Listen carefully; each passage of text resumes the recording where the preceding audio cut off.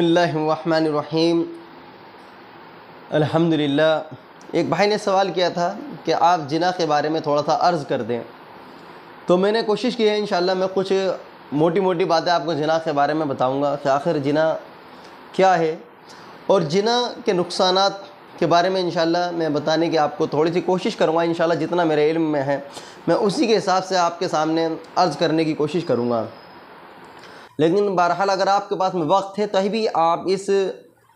मौजू को ध्यान से सुने। अगर वक्त नहीं है तो आप इंशाअल्लाह इस बात को समझने के लिए भी तैयार नहीं होंगे, क्योंकि ये बात अगर आप सोचें 2 पॉइंट में समझ में आ जाएगी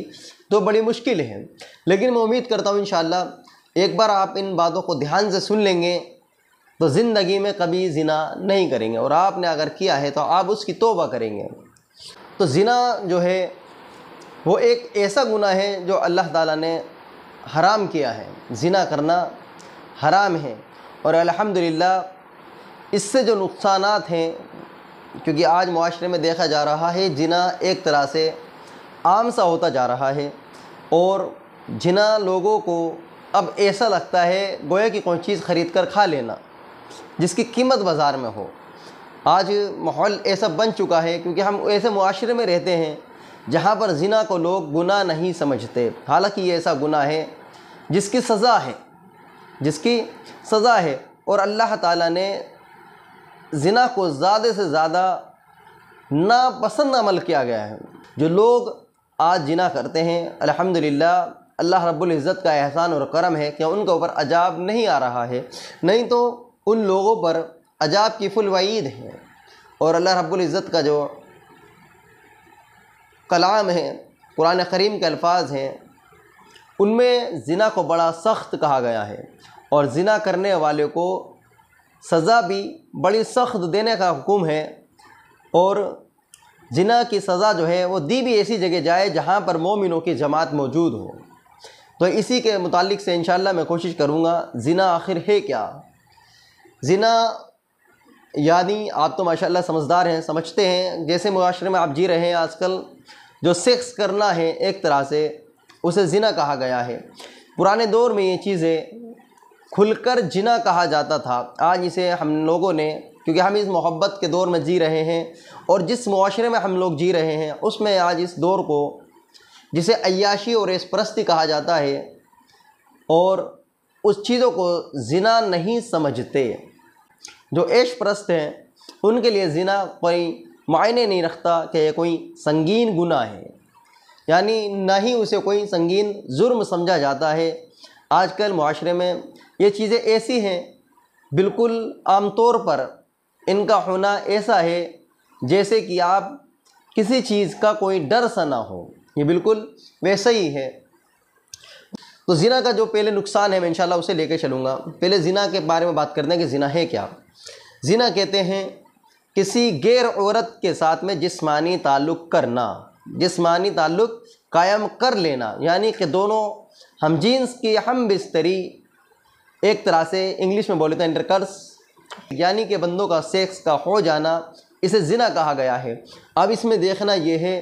कि 2 बंदों का, अफराद का, यानी कि गैर का, ना ही वो आपकी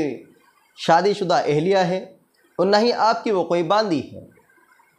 तो बांदियों का दौर तो अल्हम्दुलिल्लाह आज ख़त्म है। तो आजकल गैर औरत से जिस्मानी ताल्लुक़ रखना इसे ज़िना कहा गया है। हालांकि ये कानूनी जुर्म भी है, लेकिन हम इस्लाम के दायरे में बात करें तो इंशाअल्लाह हम इसे कुरान और हदीस से ही समझेंगे। तो किसी गैर औरत से जिस्मानी ताल्लुक़ रखना, उसके साथ में नाजायज़ संबंध बनाना, ये वो गुनाह है जिसके बारे में इमाम शाफ़िई रहमतुल्लाह अलैह फरमाते हैं कि ज़िना वो कर्ज़ है, ज़िना वो कर्ज़ है जिसको चुकाए बगैर इंसान को मौत ना आएगी। और ये अल्फाज अल्लाह के नबी के हैं, ये अल्लाह के नबी के हैं कि जब तक कोई उसकी बहन बेटी के साथ में ज़िना ना कर लेगा उसे मौत ना आएगी। ये अल्फाज जो हैं इमाम शाफ़िई रहमतुल्लाह अलैह जो फरमाते हैं वो अपने पास से नहीं कहते, क्योंकि इमाम शाफ़िई रहमतुल्लाह अलैह बड़े ही बदर्ज अल्लाह वाले हैं, जिन्हों के बारे में इंशाअल्लाह पहले ज़िक्र कर चुका हूँ कि 13 साल की उम्र में उन्होंने बयान कर दिया कि मक्का में जिसे जो चाहे पूछना हो मुझसे पूछ ले, और 15 साल की उम्र में उन्होंने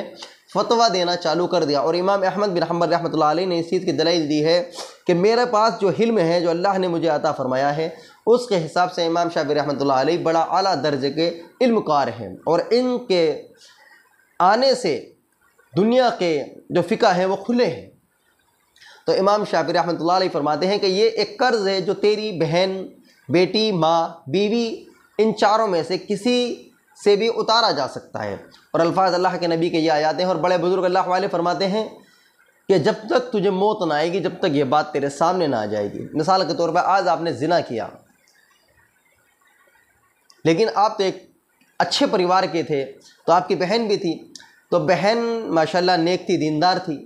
اس نے کبھی زنا کیا ہی نہیں، نہ ہی اسے ضرورت پڑی، کیونکہ وہ باپ اور ماں کی بدولت بچ گئی۔ آپ تو اشلیل لوگوں میں لگ گئے، تو آپ نے یہ زنا کر لیا، آپ نے زنا کیا۔ اب آپ کا جو ذہن تھا وہ آپ کا زنا کی طرف بدل گیا۔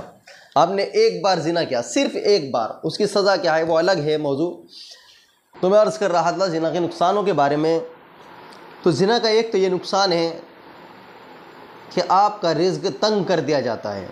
دوسرا آپ کے اوپر لعنت برستی رہتی ہے، تیسرا جہاں پر انسان زنا کرتا ہے وہاں سے چاروں طرف آپ اسکوائر میں لگا لیں یا ایک گولہ بنا لیں، 40 میل چاروں طرف، یعنی 112 کلومیٹر کا جو ایریا بیٹھتا ہے چاروں طرف، اس میں 40 دن تک لعنت برستی ہے۔ آپ کہیں بھی چلے جائیں انشاءاللہ آپ لعنتی رہیں گے، ساری زندگی بھر آپ لعنتی رہیں گے، کیونکہ بدکار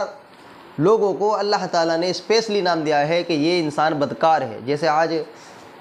کوئی حافظ بنتا ہے تو اسے ماشاءاللہ حافظ کہہ دیتے ہیں، حاجی بنتا ہے تو حج کر کے آتا ہے تو الحمدللہ اسے لوگ حاجی کہہ دیتے ہیں، کوئی نمازی ہوتا ہے تو اسے نمازی کہہ دیتے ہیں، کوئی اچھا انسان ہوتا ہے تو اسے نیک انسان کہہ دیتے ہیں۔ ایسے ہی اللہ تعالیٰ نے جیسے ان لوگوں کو دنیا میں لقب ملے ہوئے ہیں، ایسے ہی اللہ تعالیٰ نے جو بدکار انسان ہے اسے بدکار کا لقب دیا ہے، اور یہ بدکار کا لقب انسانوں نے نہیں دیا، یہ بدکار کا لقب اللہ رب العزت نے دیا ہے، جو انسان کی طرف سے نہیں چھوٹ سکتا کہ یہ انسان بدکار ہے، اور وہ توبہ اگر کر لے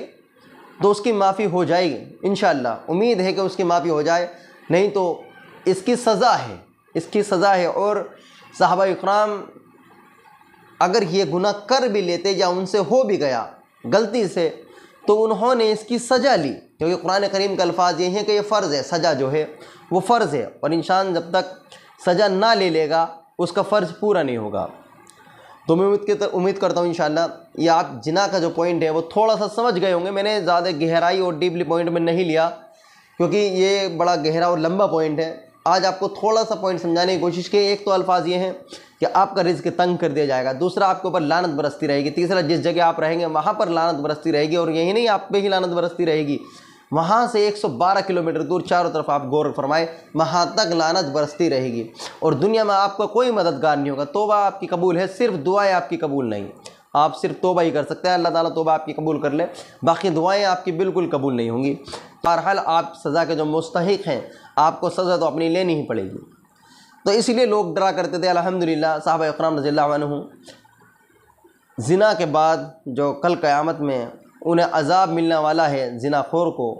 اس کے عذاب سے ڈرتے تھے، اس لیے لوگ جا کر چپ چاپ 100 کوڑوں کی اس کی سزا ہے، 100 کوڑوں کی سزا لگوا لیا کرتے تھے۔ آج تو الحمدللہ یہ دور ہی نہیں ہے کہ کوئی 100 کوڑوں کی سزا دے، اب تو الحمدللہ قانون بدل گئے ہیں اور اسلامک شریعت رول بھی نہیں کہیں، تو اس لیے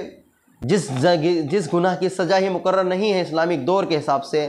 تو اس گناہ کے آپ کو نہ کرنے اور اسے چھوڑ دینے میں ہی فائدہ ہے، کیونکہ انسان نے کوئی گناہ کیا اس کی سزا لے لی تو چلو معاف ہو گیا، پاک صاف ہو گیا، لیکن جس کی سزا ہی متعین تھی وہ ختم ہو دی ہے، وہ دینے کا جو رجحان تھا وہ ختم ہو چکا ہے، تو آپ اس سزا کو کہاں جا کر لیں گے؟ جو کہ الفاظ تو یہی ہے کہ ایک مومنوں کی جماعت بھی موجود ہو اور ان کے سامنے زنا خور کو سزا دی جائے اور اس پہ ذرا سی بھی رحم نہ دلی نہ کی جائے، اس پہ سختی سے جیسے قرآن نے کہا ہے اسی کے حساب سے اس پہ سزا دی جائے۔ تو ایک آپ نے زنا کیا آسانی سے، بڑا خوشی میں لگا، آپ کو تو لگتا تھا کہ میں نے موقع مار لیا اور مجھے تو بڑا اچھا لگا اور اب پھر نہیں تلاش کروں گا انشاءاللہ، لیکن آپ نے یہ نہیں سمجھا کہ آپ کے پیچھے جو زندگی بھر کا جو آپ کا زندگی گزارنے کا جو ماحول تھا وہ سارا کا سارا بدل گیا۔ اب آپ کہیں بھی چلے جائیں، کچھ بھی کام کر لیں، جب تک آپ یہ جو قرآن کریم کے الفاظ ہیں انہیں پورا نہ کر لیں گے آپ کو کہیں بھی سکون نہ ملے گا، اور اب ساری زندگی لعنت ہی برستی رہے گی آپ کے اوپر، اور آپ بدکار بن چکے ہیں، اور انشاءاللہ بدکار کا جو لقب ہے آپ کے اوپر لگ چکا ہے۔ تو میں انشاءاللہ یہ چھوٹی چھوٹی سی موٹی سی باتیں 3-4 جو میں نے آپ کو بتائی ہیں، انشاءاللہ زندگی رہے گی تو پھر میں تفصیل سے اس کے بارے میں بات کروں گا۔ آج کے لیے اتنا رکھتے ہیں انشاءاللہ۔ السلام علیکم۔